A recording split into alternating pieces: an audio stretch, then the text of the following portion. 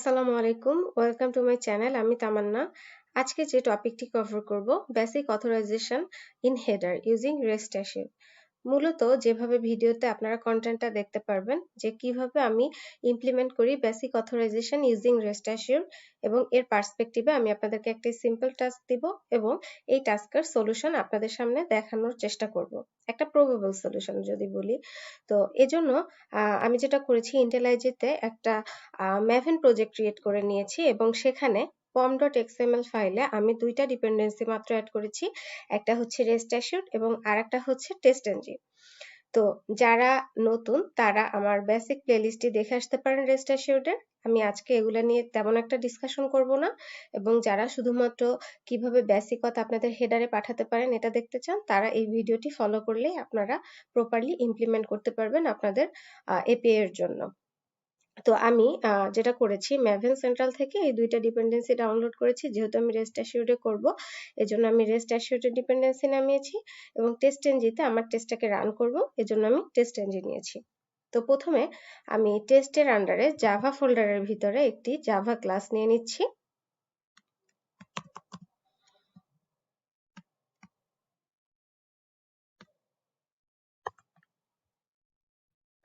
এই জাভা ক্লাসের ভিতরে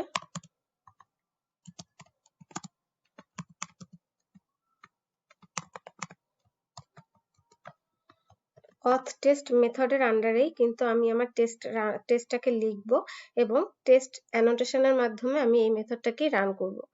তো যেকোনো এপিআই টেস্টিং এর ক্ষেত্রে আমাদের যে বিষয়টি প্রথমেই মাথায় আসে তা হচ্ছে যে আমাদের কি কি মেথড টেস্ট করতে হবে, তার বেস ইউআরএল কি হবে, এন্ড পয়েন্ট গুলা কি হবে, অথরাইজেশন হিসেবে আমরা কি পাঠাবো, বেসিক নাকি বিআরআর টোকেন, এছাড়া হেডারে আমার কি কি জিনিস যাবে এবং রেসপন্সটা আমরা কি পাচ্ছি, স্ট্যাটাস কোড কি আসছে, এই জিনিসগুলোই মূলত আমাদের কনসার্ন থাকে।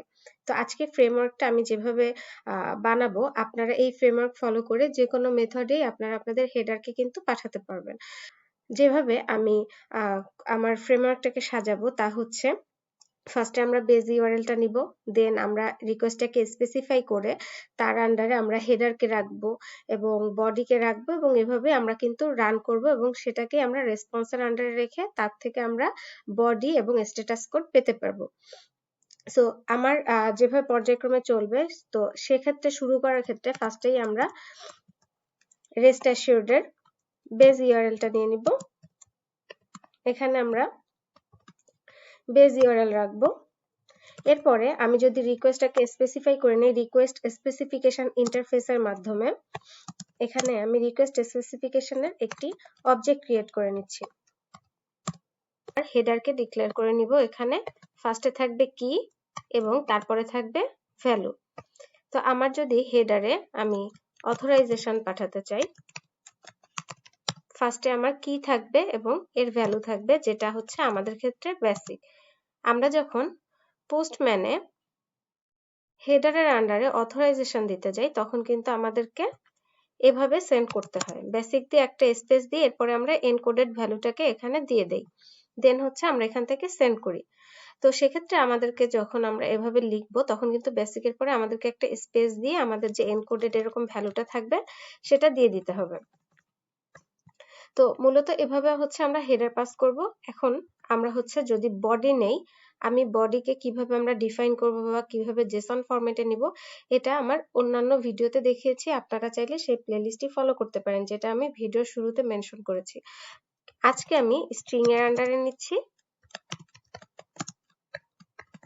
আপনাদেরকে যে জেসন ফরম্যাটটা দেওয়া হবে, আপনারা যদি এখানে এই স্ট্রিং এর আন্ডারে কপি করে এটা পেস্ট করে দেন তাহলেই কিন্তু কাজ করবে। ঠিক আছে, এখন আসি কিভাবে আমরা এপিআই কে কল দিব। তো রিকোয়েস্টের আন্ডারে যদি আপনাদের মেথডটা পোস্ট হয়, পুট হয়, যেখানে আপনাদের বডি আছে, সেক্ষেত্রে আপনারা এর পরে দিয়ে দিবেন বডি এবং এরপরে আপনারা মেথডকে কল দিবেন। এখানে আপনাদের কিন্তু এন্ড পয়েন্ট থাকবে। বডির আন্ডারে আপনারা যে ভ্যালুটা দিতে চান সেই ভ্যালুটা এখানে দিয়ে দিবেন এবং দ্যাটস ইট। এটা দিয়ে কিন্তু আমরা আমাদের এপিআই কে কল দিচ্ছি। এখন আমি আমার রেসপন্সকে ডিফাইন করে দিলাম যে আমার রিকোয়েস্টের যে আমি রিকোয়েস্টটাকে এক্সিকিউট করছি রেসপন্সের আন্ডারে এই রেসপন্সটাকে আমরা রাখবো। ঠিক আছে? ওকে,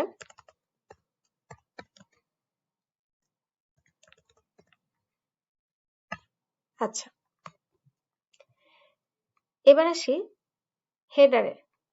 আমাদেরকে কিন্তু টোকেন কয়েকভাবে দিতে পারে, যেমন ইউজার পাস হিসেবে দিতে পারে, এনকোডেড অবস্থায় দিতে পারে। সো আমি তো এটা আগেই মেনশন করেছি, যদি এনকোডেড অবস্থায় দেয় তাহলে আপনি বেসিক দিয়ে এখানে ওটাকে স্ট্রিং এ কনভার্ট করে কিন্তু দিয়ে দিতে পারবেন। যদি সেটা স্ট্রিং এ থাকে আপনি ডিরেক্টলি এখানে দিয়ে দিতে পারবেন।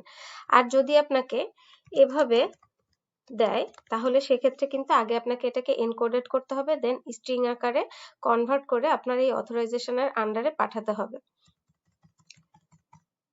তো যদি আপনাকে ইউজার পাস এভাবে দেয় সেক্ষেত্রে আপনি কিভাবে কনভার্ট করবেন সেটাও আমি এখন দেখাবো। মনে করেন আপনাকে এভাবে দিল,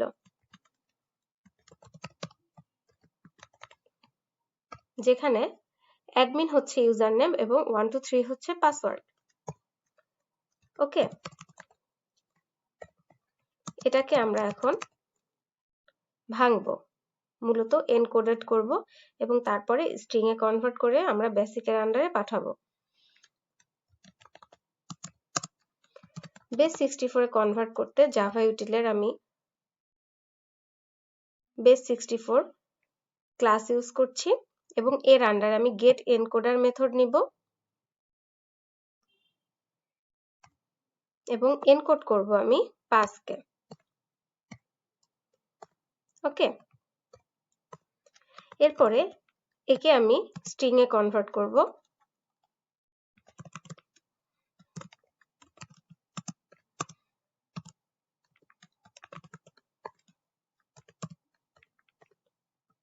অলরাইট, এখন কিন্তু আপনার অথরাইজেশন যে টোকেনটা এটা কিন্তু রেডি আপনার হেডারে পাঠানোর জন্য।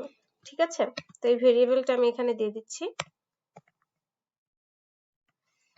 এবার কিন্তু আপনি প্রপারলি যে কোনো আপনাদের যে মেথড আছে সেটা কিন্তু আপনি শুধুমাত্র এই ভ্যালুগুলো বসিয়ে কল দিয়ে দিতে পারবেন। আপনার বেজ ইউআরএলটা এখানে বসাবেন, এন্ড পয়েন্টটা এখানে বসাবেন এবং মেথডটা এখানে বসাবেন, পেলোডটাকে এখানে বসাবেন। এভাবে কিন্তু আপনারা আপনাদের যে টার্গেটের যে এপিআই আছে সেটা টেস্ট করতে পারবেন। ঠিক আছে? এটাই মূলত আমার একটা ফরম্যাট যেটা আপনারা ফলো করতে পারেন। এখন আসি টাস্কে।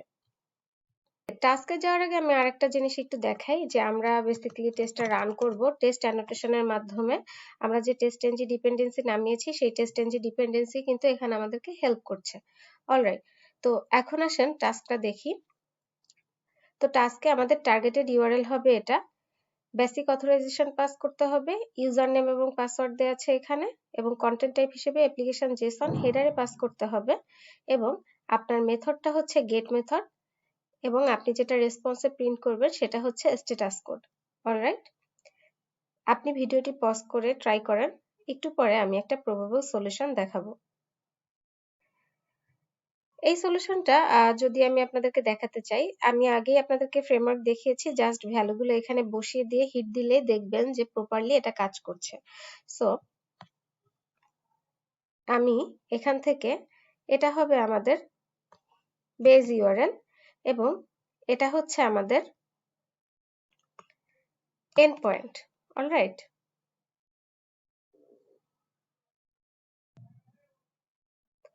এখন আমি আমার ভ্যালুগুলোকে এখানে বসিয়ে দেই। এটা হচ্ছে পেজ ইউআরএল এবং এন্ড পয়েন্ট আমি বসাবো এখানে।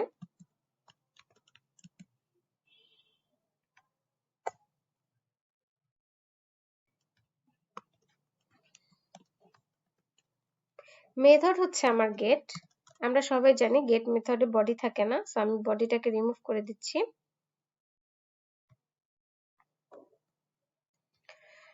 ওকে, এবং এখানে পেলোড থাকবে না, এটা আমি কমেন্ট আউট করে দিচ্ছি। অথরাইজেশনে যে বেসিক আমাদের যে অথটা দিয়েছে সেটাই আমরা এখানে ইউজ করব। ইউজার এবং পাসওয়ার্ড সবই আমরা কপি পেস্ট করছি। ওকে,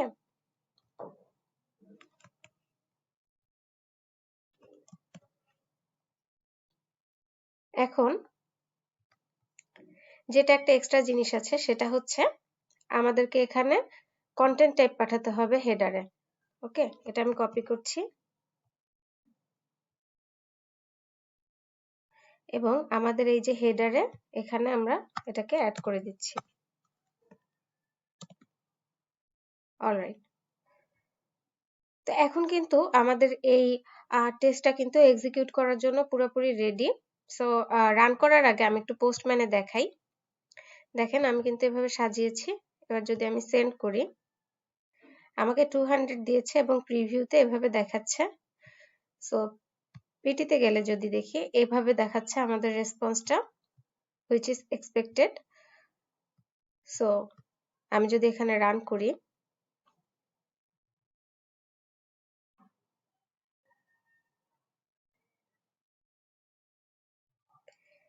ওকে, তো আমাদের টেস্টটা সাকসেস হয়েছে। এখন আসি আমরা কিভাবে স্ট্যাটাস কোড প্রিন্ট করব।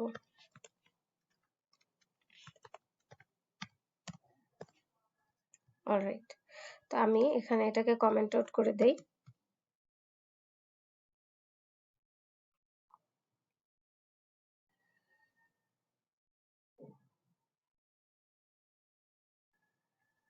অলরাইট, সো এখানে কিন্তু 200 সাকসেস স্ট্যাটাস এসেছে।